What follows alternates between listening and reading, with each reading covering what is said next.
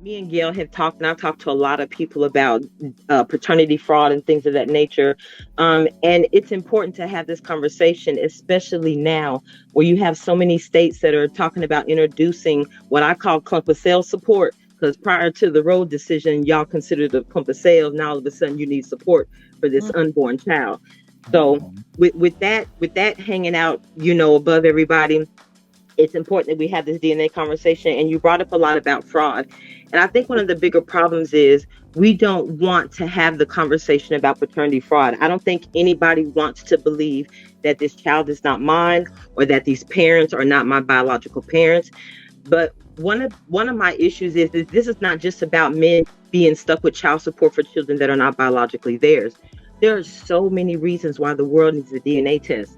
As I was Mhm. telling Gail, in 1976, I was born in a segregated hospital.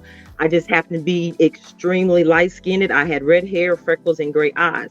So there Okay. was an exchange of me in the hospital, and the Mm. during the exchange, the nurse didn't know that I came from that side of the hospital. So they put me with the Oh, other babies. So gotcha. that right there is reason enough alone to want to have to get a DNA test. And luckily, Yeah. we got a DNA test. I know who my mother is. I know who my father is, 100%. So Wow. it's not just about paternity fraud. It's not just about whether or not you have reason to believe that your mother has lied. It's not just about whether or not you have reason to believe that, hey, this child doesn't look like me. This child doesn't have any of my traits. There are so many horror stories out there about people who had no reason to suspect that this child was not mine.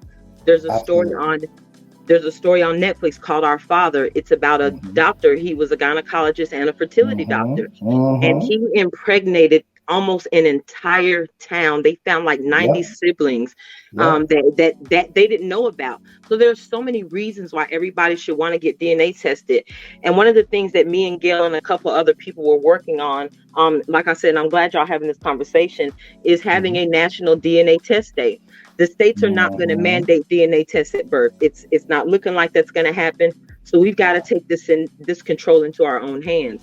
And I Yeah. say on 8/26, Mhm. the reason why 8/26 is because 8/26 is National Women's Equality Day. What better Oh, way that to would be start this? poetic. What better way to have the equality conversation than to remove that mama's baby, daddy's maybe, and to know for a fact that this is your child? That's the best way to start this equality conversation. So on 8/26, every man Mhm. needs to either make an appointment to get a DNA test with his children or go Mhm. stand in line at a CVS at a Walgreens and go pick Mhm. up you a DNA test kit. But not just men. Like I said, children need to go too because there are so many horror stories out there of people have no reason to suspect that there's Yeah. anything wrong, that this isn't my biological parent. So everybody needs to get a DNA test. But how do you Right. think? The question I have is, with them Mhm. introducing the bills, with the unborn child support, with the Mhm. Bradley Amendment in effect, how is that Mhm. going to impact people that are put on child support at conception? Say Mhm. you've even got the DNA test, because it's possible to do that during the pregnancy. It Mhm. might be a little risky and costly, but it is possible. So Mhm. let's say you've done that. Let's say you've proven that this child is yours. So now you've been placed on child support for this child. Mhm. Because the Bradley Amendment says that there are no retroactive deductions in child support once they determine what the order is going to be. What happens if you're placed on child support at, let's say, month 2, she miscarries at month 7? Will the Bradley Amendment force you to continue to pay child support for 18 years because they deem this is what your child support order would be, and there are no retroactive reductions once they determine a cost? Okay. All right. First, I support the 826 idea. So you go public with it. I'll endorse it publicly. All right. So That's what's up.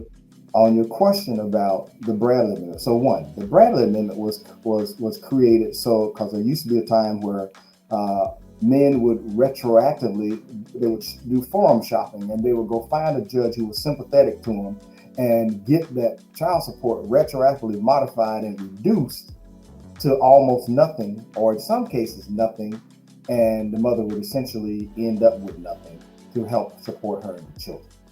Now, I don't see where the Bradley Amendment is going to be a negative impact because what I've asked at these legislative meetings is we're okay with women being wanting to go forward with getting some support, but it needs to be based upon verification, who she alleges and accuses, because it can't be relied on her word only. We got too much data on our side that says over 110,000 men and boys tested per year are proven right now to not be the biological fathers.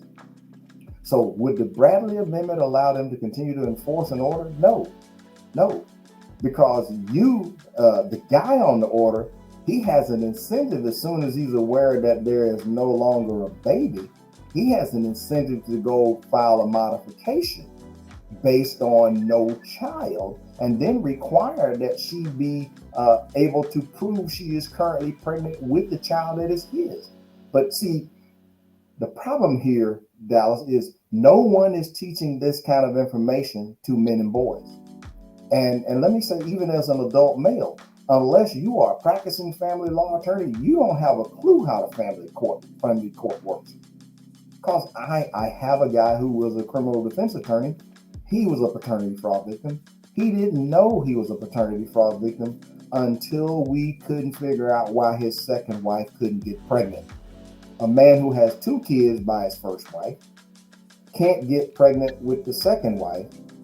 He was sterile the entire time from his military service and did not know.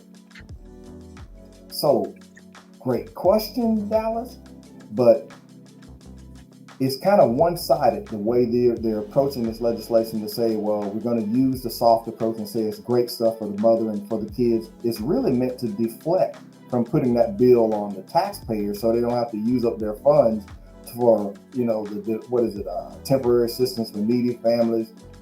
And let's do it the open way, sleight of hand. Let's support the mother with a free check, tax-free, and she has no accountability for how she spends the money.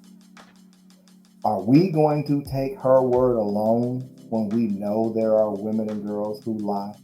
We got the Maury Show, we got Paternity Court, we got Judge Mathis, and over 15 or so other shows that DNA Diagnostics alone provides legal DNA testing services for. That was my business partner.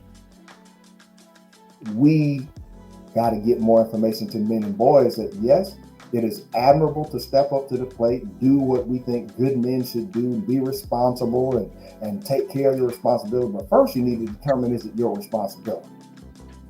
Did you do what they said you did?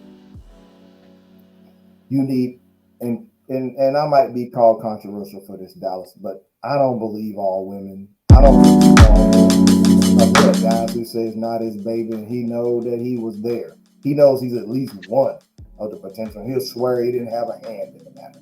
You with me? So, I don't believe it's controversial. That's just the truth. Well, I was actually being sarcastic.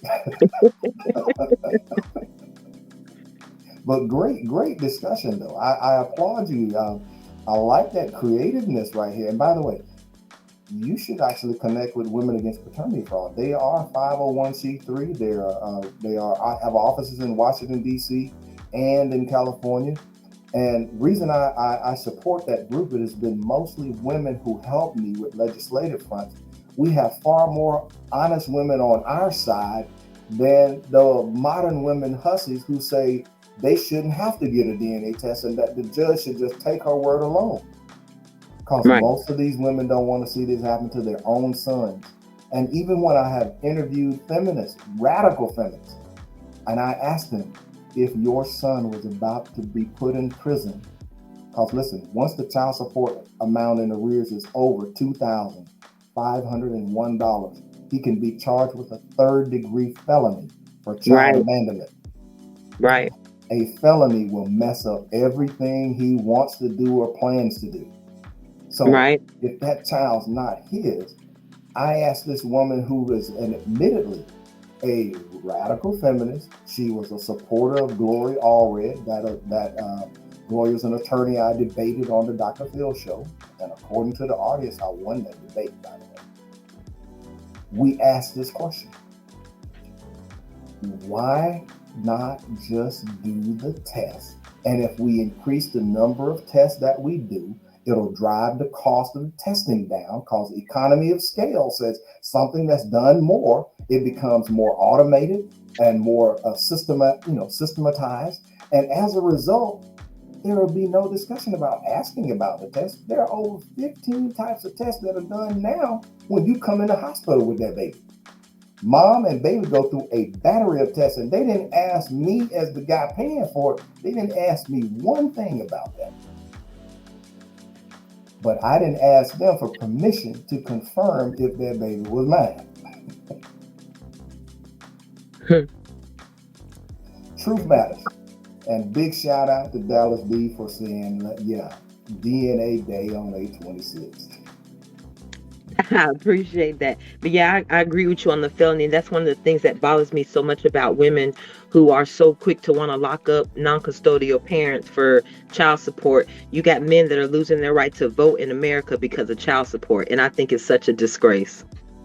Completely agree. Completely agree. Thank you.